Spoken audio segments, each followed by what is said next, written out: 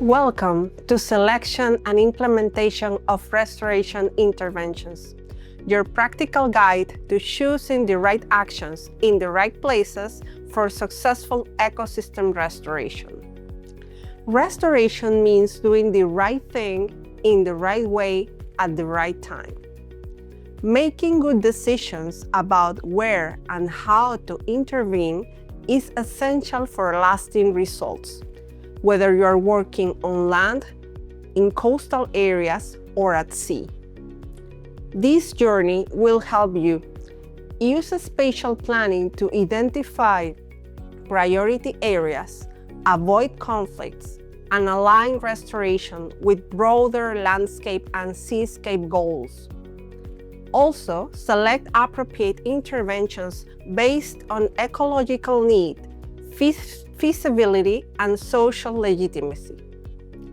And ensure your actions support long-term biodiversity, ecosystem services, and climate resilience. Whether you're a policymaker, practitioner, or project designer, you will gain the process principles and tools for evidence-based restoration decisions. Let's begin. The first question isn't what to do, it's where to do it and how to organize the process.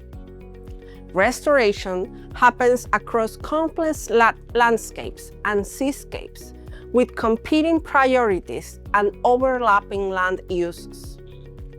Without thoughtful spatial planning and governance, even well-designed interventions may fail or cause unintended harm.